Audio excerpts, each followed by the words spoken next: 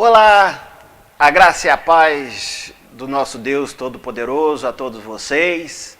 Sejam todos bem-vindos, a você que já nos acompanha e a você que está nos acessando pela primeira vez este vídeo. Estamos começando mais uma escola dominical, uma pré-aula que nós estamos fazendo a respeito do livro do profeta Daniel.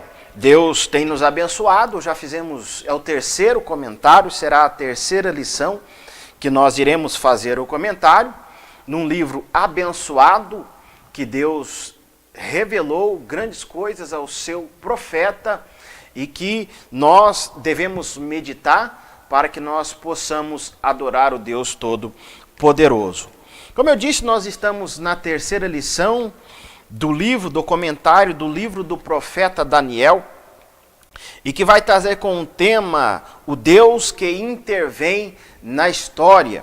Este livro é necessário que nós estudemos ele com muito temor, com muito tremor, porque certamente as revelações que Deus traz neste livro são revelações que certamente interferem na forma e a maneira como eu e você enxergamos a nossa vida.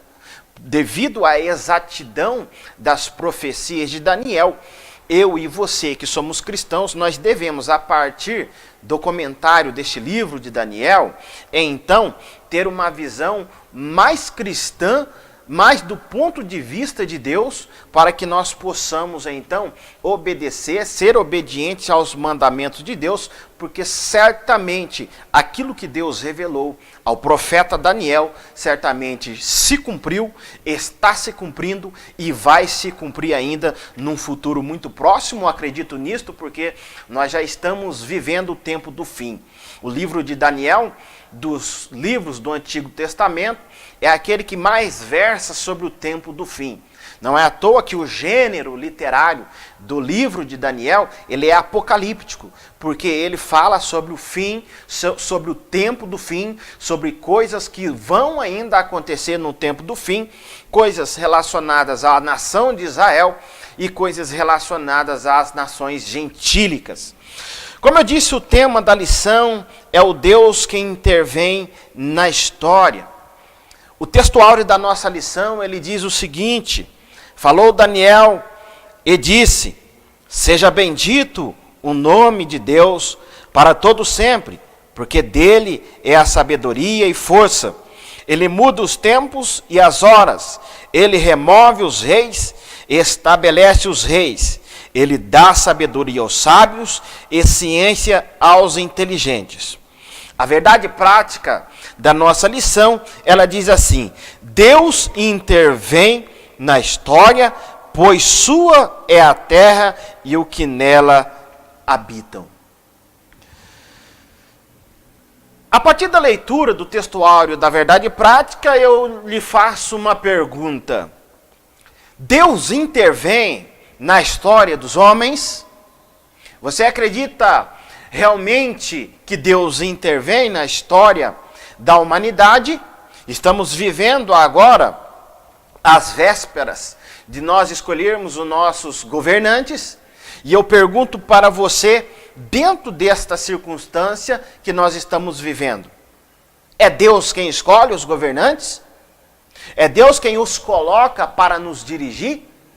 A partir da história do livro de Daniel, e principalmente do segundo capítulo do livro de Daniel, nós temos então uma visão exatamente de como funciona a história. Meus irmãos, alguns comentaristas e estudiosos dizem que o capítulo de número 2 da epístola, do capítulo número 2, do livro de Daniel, ele é o ABC da profecia, porque dentro deste livro nós temos então a profecia clara, exata, da forma realmente de como vai se cumprir todas as coisas. No capítulo 2 do livro de Daniel, nós temos a profecia, as profecias relacionadas às nações gentílicas e exatamente ao povo de Israel.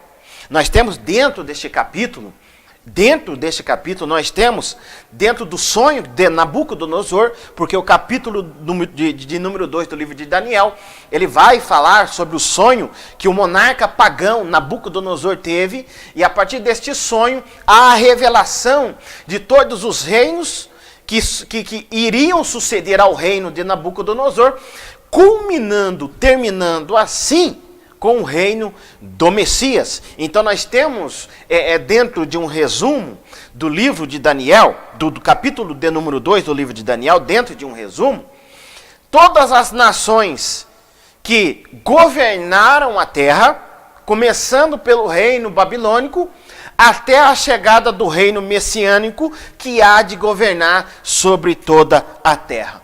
E nós devemos ter em mente, meus irmãos, que um dos temas principais do livro de Daniel é a soberania de Deus sobre todas as coisas. Então a pergunta que eu te faço, e você deve refletir: Deus governa sobre este mundo? Deus está comandando sobre este mundo? Reflita sobre isto, porque dentro do nosso comentário nós estaremos respondendo esta pergunta. Deus é soberano. Deus rege todas as nações. Os mínimos detalhes não escapam da providência divina. O texto base da nossa lição está no capítulo de número 2, a partir do versículo 12. Nós vemos, está escrito assim: Então o rei muito se irou, e enfureceu, e ordenou que matassem todos os sábios de Babilônia. E saiu o decreto segundo o qual deveriam ser mortos os sábios, e buscaram Daniel e os seus companheiros para que fossem mortos. Então Daniel falou avisado e prudentemente a Arioque, capitão da guarda do rei, que tinha saído para matar os sábios de Babilônia. Respondeu e disse a Arioque, encarregado do rei: por que se apressa tanto o mandado da parte do rei? Então Arioque explicou o caso a Daniel. E Daniel entrou e pediu ao rei que lhe desse tempo para que pudesse dar a interpretação.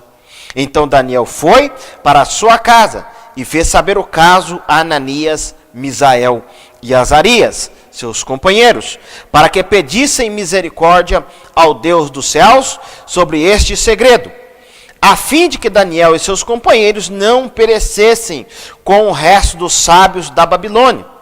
Então foi revelado o segredo a Daniel numa visão de noite, e Daniel louvou o Deus do céu. Falou Daniel e disse: seja bendito o nome de Deus para todo o sempre, porque dele é a sabedoria e a força. Ele muda os tempos e as horas, ele remove os reis, estabelece os reis.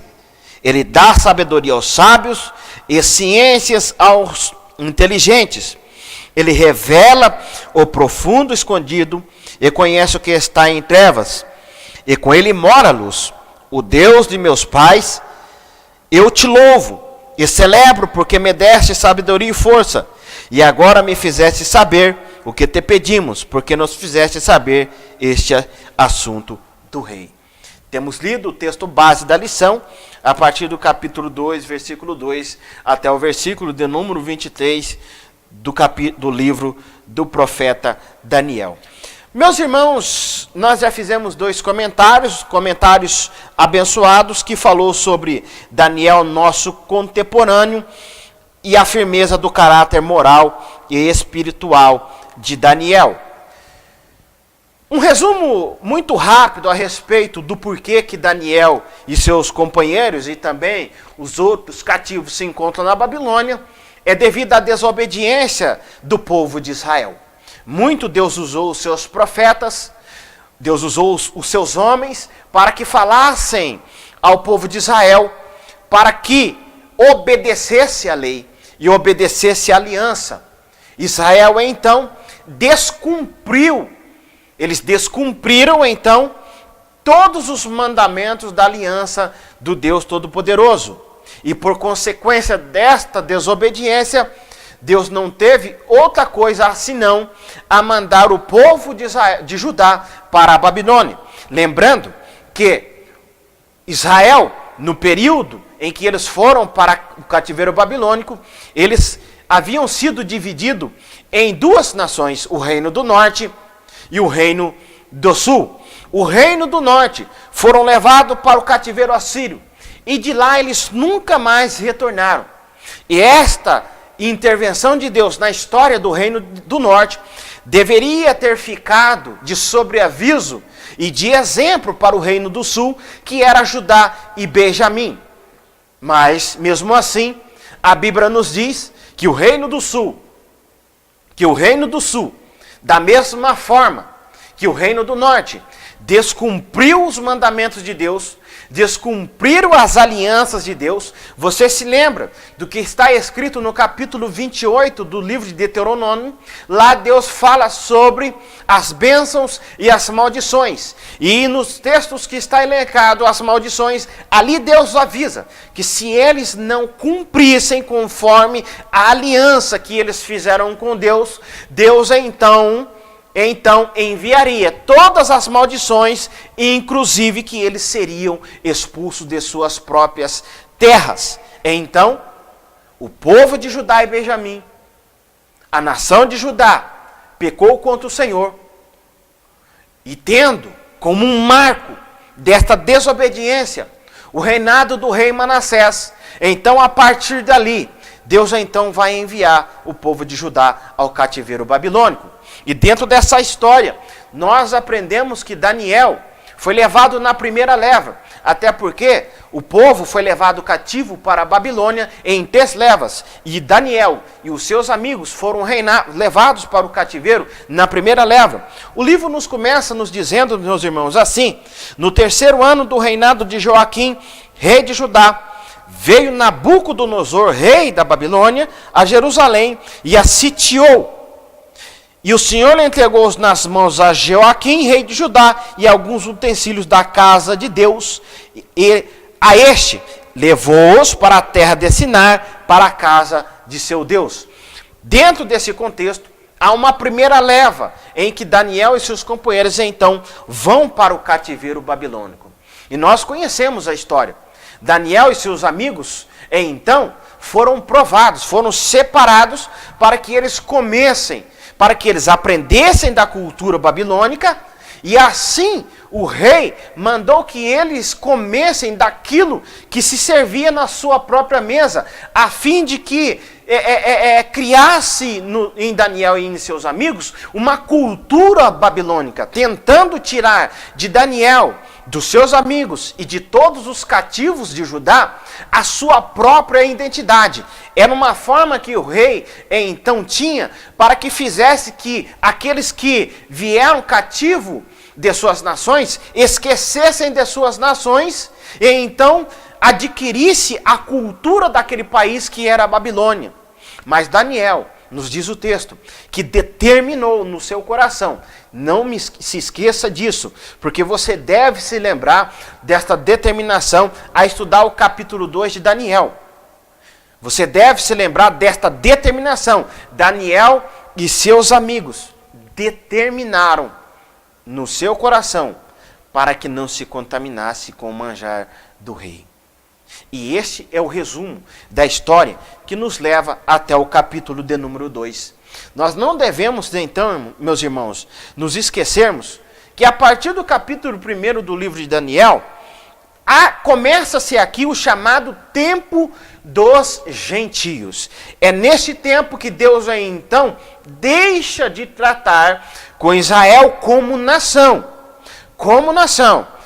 Nós devemos entender bem. Deus não deixa de tratar com Israel como povo. Deus deixa de tratar com Israel como nação.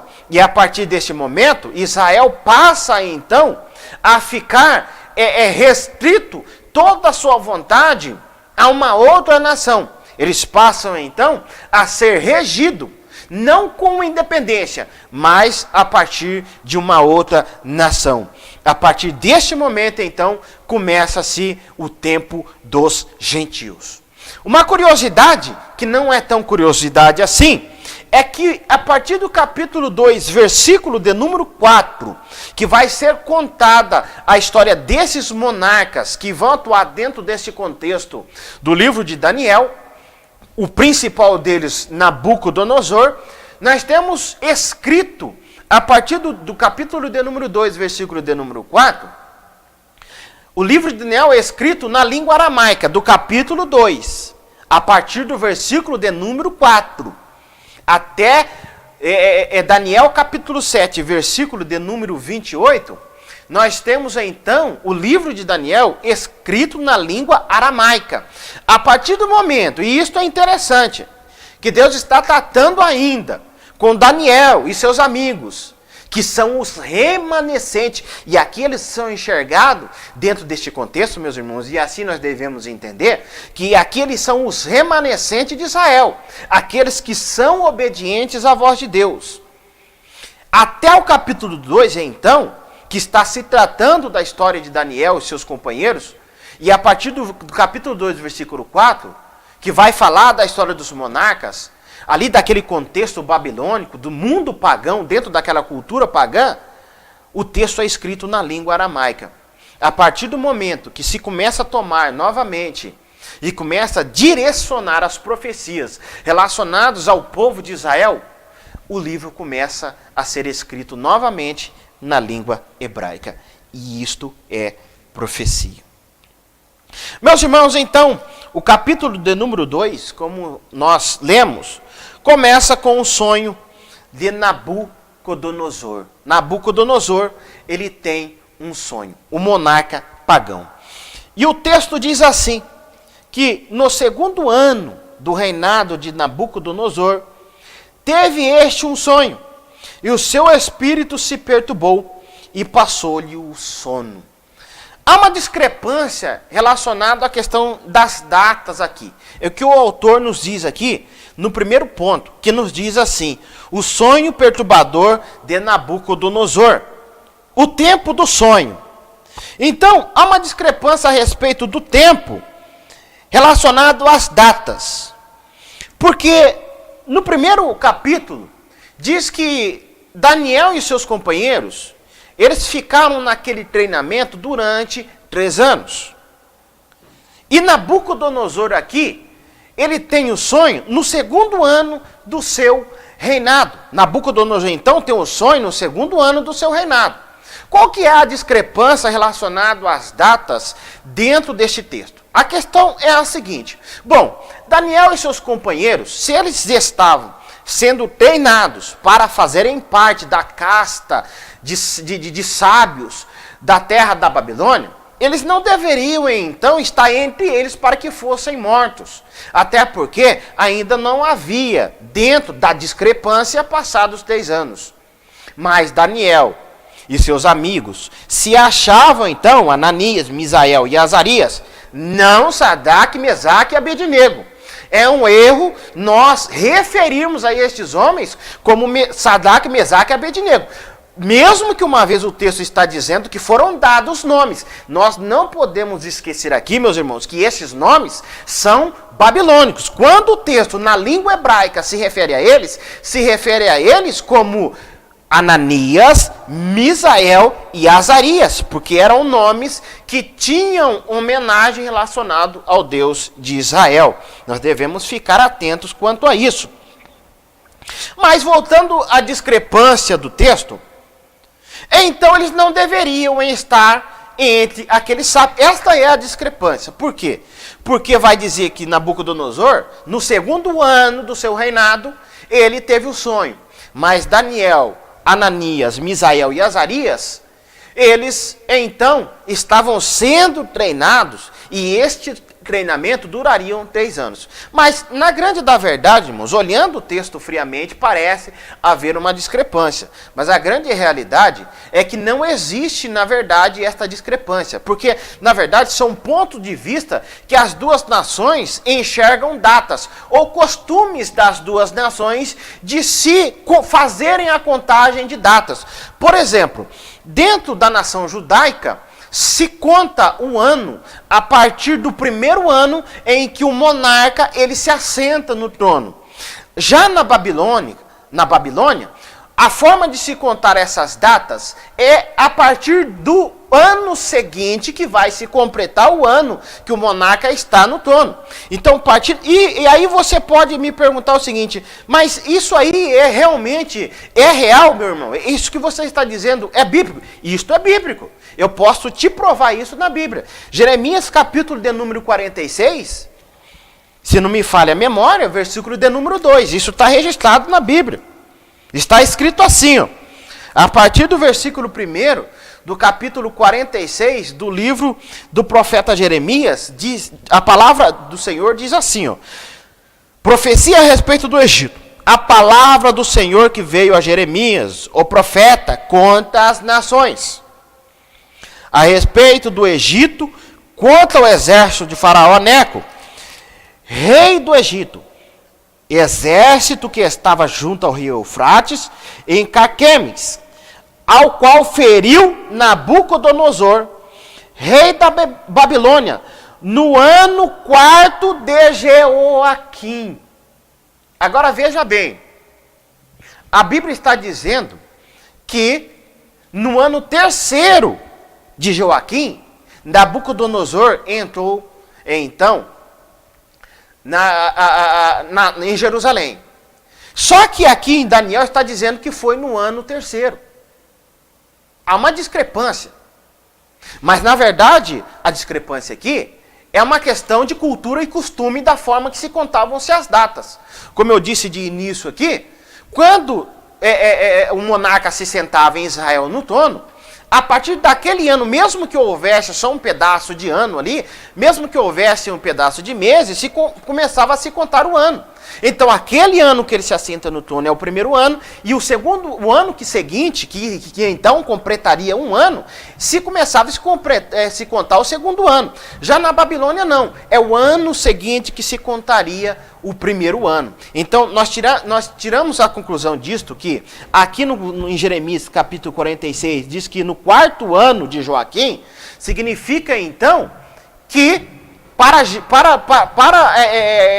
Judá, este ano, que é o 4º que Jeremias está dizendo, lá na Babilônia era o 3º, porque lá na Babilônia era contado a partir do ano seguinte. E outra questão, dentro do livro, dentro da história do cativeiro, Nabucodonosor, quando ele invade Jerusalém, ainda ele não tinha sentado no trono.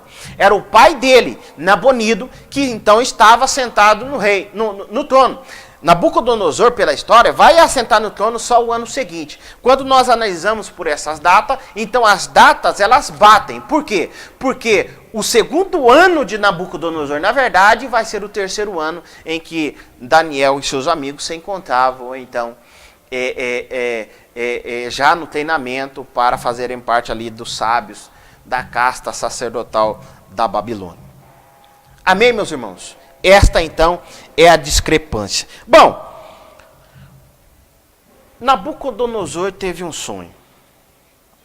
Nabucodonosor sonha que eles têm um sonho, e neste sonho, eles sonham com uma grande imagem e com uma grande estátua. Nabucodonosor perde o sono e manda chamar todos os seus sábios e faz uma proposta para os seus sábios. E aqui é interessante, meus irmãos, que aqui eu começo a enxergar a providência de Deus na história do povo, na história de todas as nações e também na história do povo de Israel. Aqui, Deus começa a entrar com providência. Se nós olharmos com os olhos, irmãos, com os olhos iluminados pelo Espírito Santo, aqui Deus ele começa, porque a ideia que nós temos, quando nós analisamos a história, se você analisar a história pela história, assim como os historiadores fazem, atentando simplesmente para os fatos que nós vemos, a realidade que nós enxergamos, nós vamos enxergar que Israel fracassou sim como nação. E que agora a história está tomando um novo curso E a partir daquele curso, então, que a história começa a ser contada, sem considerar, então, a própria nação de Israel, a partir da perspectiva de Deus. E qual que é a história de Israel a partir da perspectiva de Deus? A história de Israel a partir da perspectiva de Deus é que Deus, ele levanta essa nação pela sua soberania, pelo seu poder, para que através de Israel ele fosse revelado para as demais nações. Olhando da perspectiva da história do homem, nós iríamos entender que Israel fracassou e que se eles foram escolhidos para determinada missão, eles então não conseguiram levar a cabo aquela missão. Mas só que tem uma coisa, meus irmãos, e é assim que nós devemos olhar todo o livro de Daniel.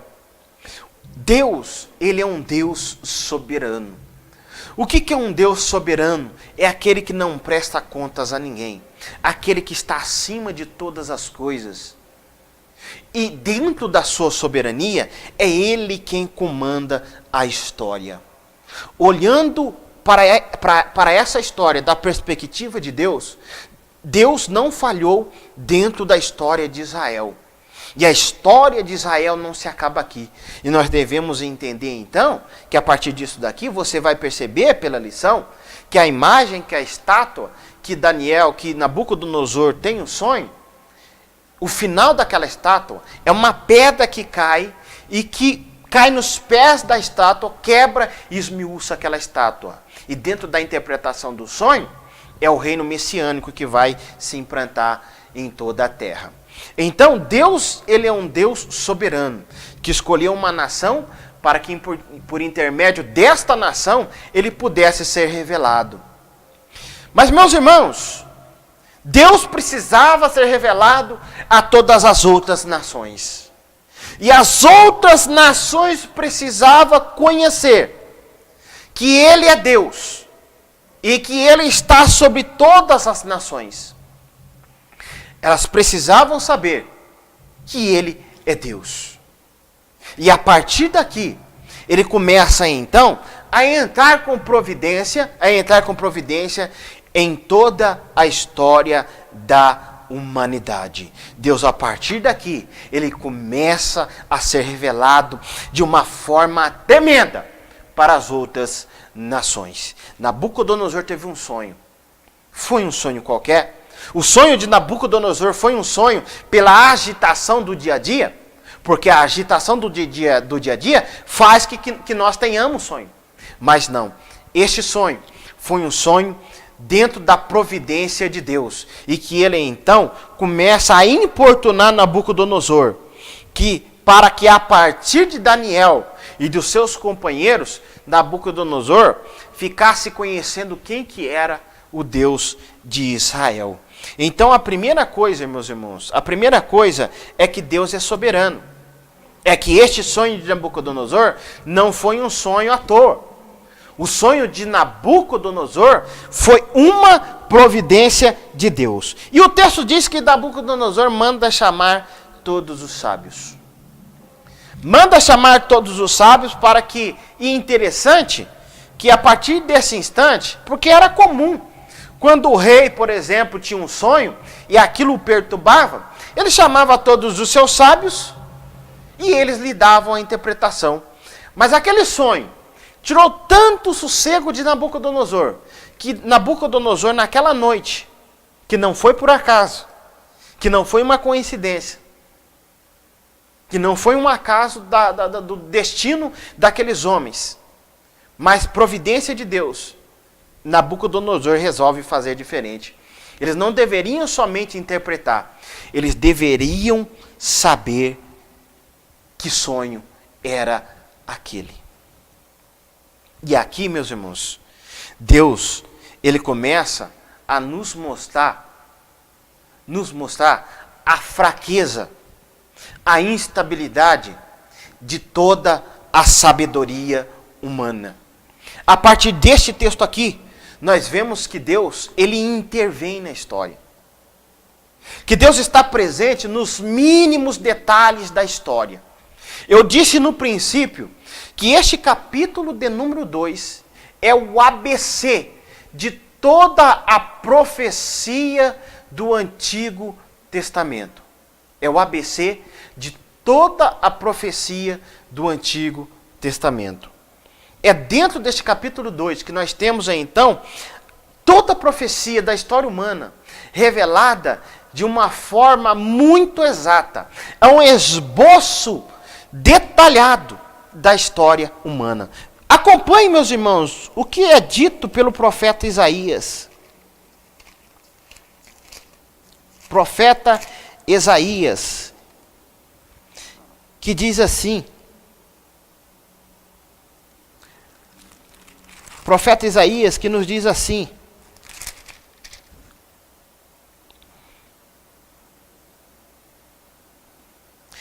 Deus dizendo ao profeta Isaías, a partir do capítulo 46, versículo de número 8, ele diz assim, lembrai-vos disto, e tendes ânimo, tomai a sério os prevaricadores, lembrai-vos das coisas passadas da antiguidade, que eu sou Deus, e não há outro, eu sou Deus, e não há outro semelhante a mim, que desde o princípio anuncio o que há de acontecer, e desde a antiguidade as coisas que ainda não sucederam, que digo, o meu conselho permanecerá de pé, farei toda a minha vontade. Isto que acontece com Nabucodonosor é uma testificação da veracidade das profecias bíblicas. A profecia, um dos intentos da profecia bíblica é provar a onisciência de Deus, é provar que somente o Deus de Israel é Deus. E aqui é aonde que chega a afabilidade de todo o intento humano, da arrogância, da soberba do ser humano, de achar que pode projetar o futuro, de achar que o amanhã está restrito simplesmente às suas vontades. Aqui Deus prova a Nabucodonosor e a todo o reinado da Babilônia, que ele era Deus. E a partir daqui, Deus começa a se projetar sobre todas as nações, para dizer para mim e para você que ele está no comando de todas as coisas. Meus irmãos, no século XVIII, e preste bem atenção nisso, eu fiz uma pergunta no princípio aqui, se Deus, ele intervém na história. Deus intervém na história? Deus intervém na história? E eu fiz essa pergunta. Às vezes as pessoas podem perguntar, mas é uma pergunta muito simples. Ora, sou cristão, Deus intervém na história. Mas a nossa época, não é bem a nossa época, é o século XVIII. Mas aquilo que aconteceu no século XVIII tem influência e consequência até os dias de hoje. Naquela época teve um princípio filosófico, uma ideologia que veio da França chamada iluminismo. E o iluminismo, ele dizia que o homem, que é a razão do homem iluminada, e que todas as coisas teriam que ser provadas pela razão. O homem era o centro de todas as coisas, e tudo aquilo que fosse verdade deveria ser provado pela razão do homem. É os séculos das luzes, em que o homem se projeta, em que o homem é a medida de todas as coisas. A partir desse cenário, começa a existir dentro do nosso contexto evangélico a chamada teologia liberal. É a partir dessa teologia que muitos passam a desacreditar, por exemplo, dos milagres que são realizados a partir dos homens de Deus, da igreja de Deus aqui na terra, por intermédio de Deus. E aqui então começa a nascer uma frieza espiritual. E a partir desta frieza espiritual, muitas pessoas começam a viver a vida da maneira que bem entende. Por quê? Porque a partir daqui, mesmo que indiretamente este pensamento comece a ser infiltrado nas igrejas de Cristo, que Deus não está lá tão preocupado assim com o universo. O chamado deísmo, que diz que assim um Criador que criou todas as coisas, mas que este Criador não se interessa pelas coisas, pelo seu universo, e deixou o universo ao seu mercê, ao seu próprio destino. Este texto, este capítulo número 2, que contém o ABC da profecia, o resumo histórico da humanidade, da história da humanidade, ela fria e nua, crua, conforme ela é, de que Deus está governando sobre todas as nações. Nabucodonosor tem um sonho, e a partir do seu sonho, todos os seus conselheiros políticos, os seus sábios, aqueles que estavam ao seu redor, que lhe davam conselhos, eles falharam. Por quê? Porque Nabucodonosor, ele se deu de encontro com a realidade da vida, em que o homem se defronta, e que somente Deus, o Deus Todo-Poderoso, é quem pode atuar. A quem pertence o futuro? A quem pertence o amanhã? A quem pertence? Nós estudamos a epístola de Tiago, a epístola gerais, que fazem parte das epístolas gerais, a epístola de Tiago. Nós não devemos viver a vida como que se Deus não existisse nas nossas vidas. Nós devemos viver a vida da perspectiva de Deus. É Deus quem comanda a história. Nós não podemos dizer, amanhã eu farei isto, amanhã eu farei aquilo. Por quê? Porque este é um tipo de costume lá do mundo secular, lá do mundo lá fora, que não tem Deus no centro de todas as coisas. Mas, meus irmãos, é Deus quem comanda a história. É Deus quem comanda a história. E aqui, a habilidade dos sábios, a sabedoria dos sábios, ela é desafiada. Desafiada. A sua sabedoria é desafiada. Naquilo que o homem pode ver, a chamada visão periférica, aquilo que ele enxerga, até alcance da sua visão, ele realiza algumas coisas, projeta. Mas a partir dali, a sabedoria do homem começa a falhar.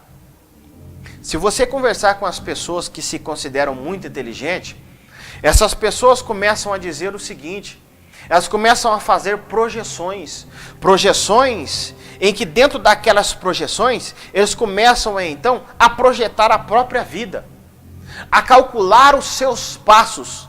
Mas, meus irmãos, aquilo que está por detrás da nossa visão periférica, que está por detrás do nosso horizonte, somente Deus pode fazer e somente Deus pode realizar. E aqui fracassa a sabedoria do homem. Aqui fracassa toda a sabedoria do homem. E estes conselheiros de Nabucodonosor, então, a sua sabedoria, a tua sabedoria, a sua inteligência, ela é desafiada. E nós temos então o fracasso da sabedoria pagã. E aqui eu vejo a providência de Deus. Deus, meus irmãos, escolheu Israel para que pudesse ser a luz dos gentios. Alguém pode dizer assim: Deus fracassou. Deus fracassou porque Israel pecou. Israel era um povo idólatra que desobedeceu. Mas Deus sempre conta com um remanescente. Mesmo vivendo em terra pagã. Mesmo vivendo em terra pagã, dentro daquele povo cativo, havia um remanescente. E com aquele remanescente, Deus contaria lá na terra da Babilônia. Daniel e seus amigos estavam entre esses remanescentes.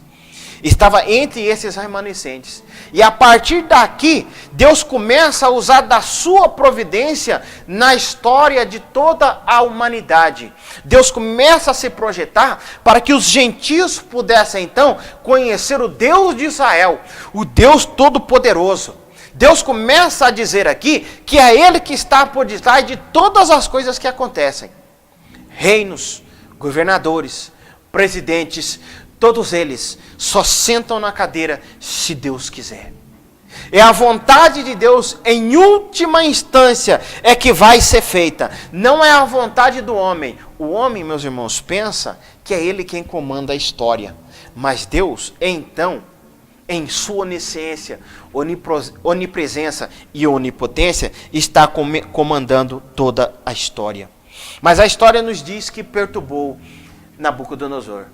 Nabucodonosor perdeu o sono e disse, se eles não dissessem o sonho, ele iria matar todos aqueles conselheiros, todos aqueles magos, todos aqueles feiticeiros. E entre estes estava Daniel, Ananias, Misael e Azarias. Não como feiticeiros, não como magos, mas como homens de Deus, que obedeceram a Deus e se encontravam então como sábios na Babilônia.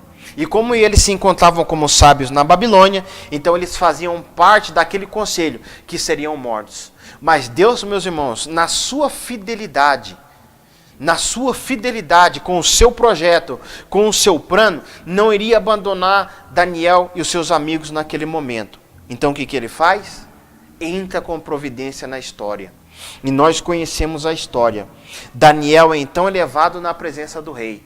Pede o tempo para que a partir daquele tempo, Daniel ele fizesse o quê? Qual foi a atitude que Daniel teve em primeira instância para que ele solucionasse o problema do rei? Confiou na sua inteligência? Na sua sabedoria? Talvez Daniel projetasse da seguinte forma: ora, rei, dentro das minhas projeções, da minha inteligência e da minha sabedoria, eu acredito que o rei aconteceu assim assado.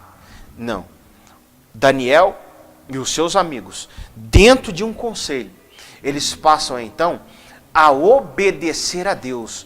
Obedecer a Deus e dentro da obediência deles a Deus, o que eles vão fazer? Eles vão orar a Deus, para que eles orassem a Deus e Deus revelasse os seus mistérios. O que bastava aqui? Bastava o seguinte, que eles orassem. Talvez você deva estar perguntando, como acontece nos dias que nós estamos vivendo. Eu tenho um problema. Eu vou orar, Deus vai resolver o problema. Aconteceu tal coisa comigo. Eu vou orar, Deus vai resolver o problema. Eu pergunto para você que está me vendo neste vídeo. É assim que acontece? Lembra-se quando eu disse no início que eu deveria considerar a atitude de Daniel para entender o capítulo 2? Meus irmãos, o que Daniel faz no capítulo 2 é consequência do capítulo 1. E que Daniel fez no capítulo 1? Determinou no seu coração para que não se contaminasse com as iguarias do rei. Ali naquele exato momento, Deus concedeu sabedoria para Daniel. Aqui naquele momento, Daniel estabeleceu um vínculo com Deus, comunhão com Deus, confessando a Deus na fidelidade do seu comportamento, que ele seria fiel a Deus. Por isso, Daniel, ele teve confiança para que ele se dobrasse em oração e pedisse a Deus para que Deus solucionasse aquele problema. E aqui eu devo entender, meus irmãos, que quando eu tenho um problema e Deus entra com providência, porque aqui nós temos que ter duas perspectivas. Nós temos a perspectiva profética. Aqui nós temos o arcabouço histórico da profecia de todas as nações gentílicas e também do povo judeu, da história de Israel, culminando com o reino do Messias. Mas nós temos aqui também a história particular da vida de Daniel. E que história particular que é esta história particular da vida de Daniel? A história de um homem que era fiel. A história de um homem que era obediente a Deus. De um homem que confessava a Deus integralmente, sem reservas. Um homem de caráter, de firmeza de propósito.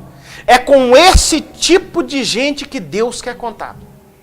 Nos últimos dias que nós estamos vivendo, Deus quer contar. Deus quer contar com homens como Daniel. Nabucodonosor teve um sonho. Os seus conselheiros falharam. A sabedoria humana falhou. O intento humano falhou. O homem, dentro da sua sabedoria, não pode compreender as coisas de Deus. Deus deu um espaço para que o homem fosse. A partir daquele exato momento, Deus ele vai contar com quem?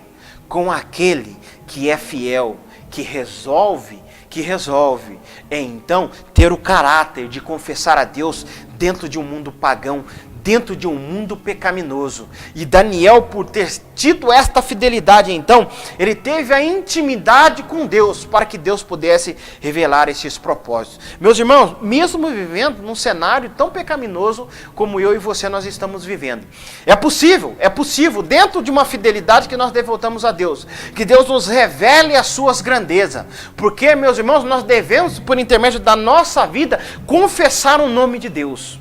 Aqui está em jogo, presta bem atenção, aqui está em jogo o nome do Senhor, o nome do Deus Todo-Poderoso, por intermédio da vida de Daniel.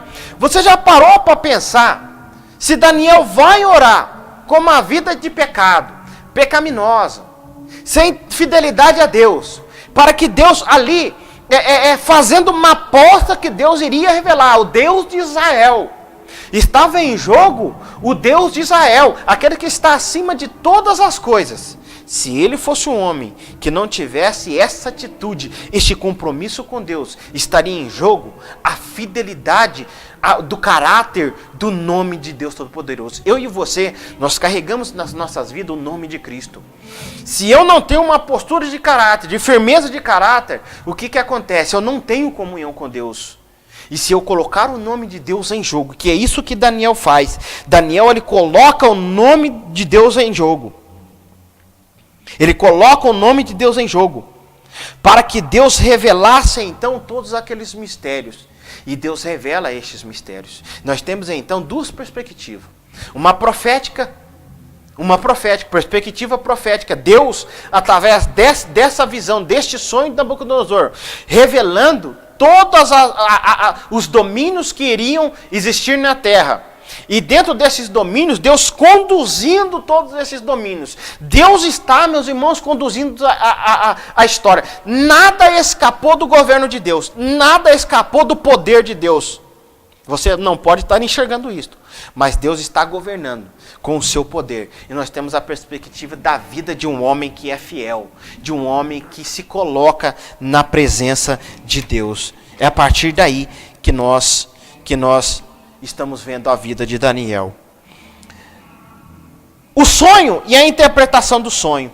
Veja bem, meus irmãos. Nabucodonosor queria saber o sonho. E queria saber a interpretação.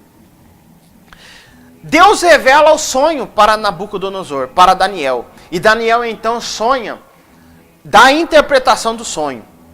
Nabucodonosor sonhou com uma imagem muito alta. E aquela imagem, ela era assustadora para Nabucodonosor. E perturbou o seu espírito.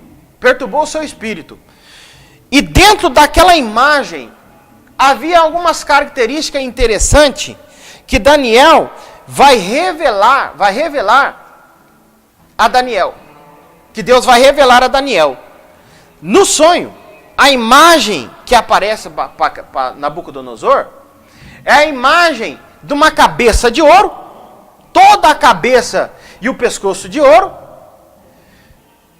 a parte do peitoral e dos braços de prata, a parte dos quadril e uma parte da perna de bronze ou de cobre, conforme algumas traduções, e a perna e o restante de ferro, tendo os pés parte ferro e parte de barro.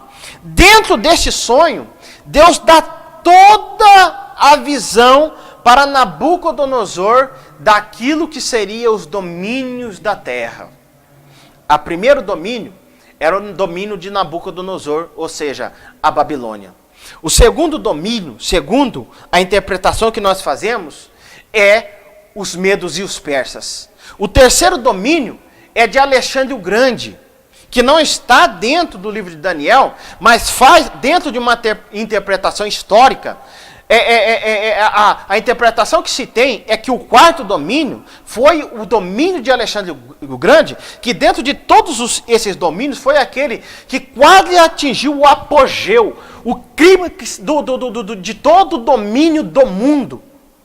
de todo o domínio do mundo, tendo uma morte prematura, Alexandre o Grande, da Macedônia, e dividido o seu reino em 4 braços. E o último domínio é o domínio romano. A parte de ferro e barro é o domínio romano. Aí, meus irmãos, nós estamos vivendo o tempo dos gentios. Você poderia se perguntar, já acabou o tempo de domínio dos romanos? Não, não acabou. Alguns comentaristas acham que dentro deste intervalo,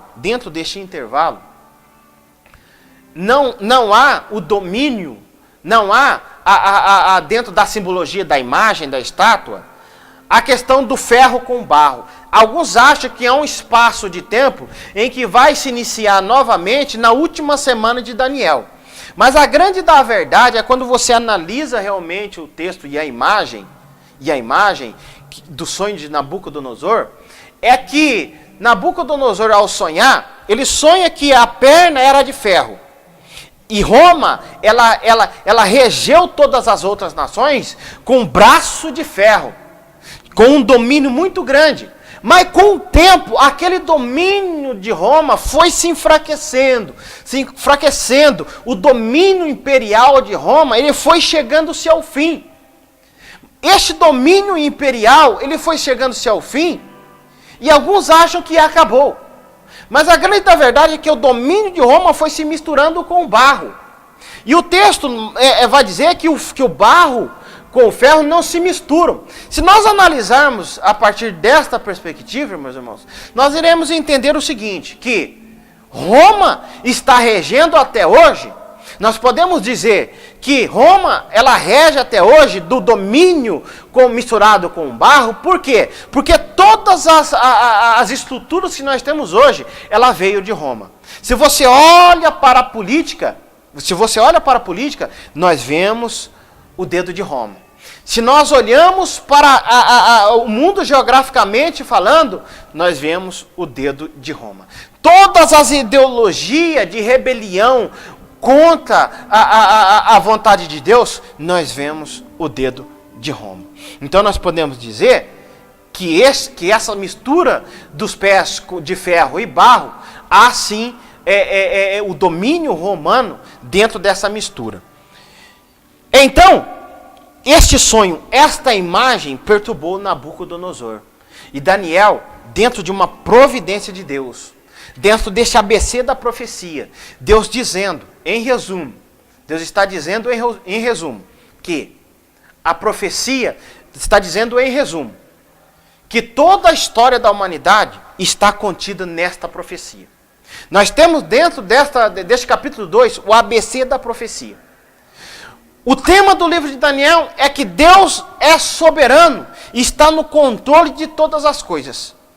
Uma aplicação que nós devemos fazer sobre as nossas vidas deste texto, irmãos, desta lição do livro de capítulo 2 de Daniel, é que Deus está no comando de todas as coisas.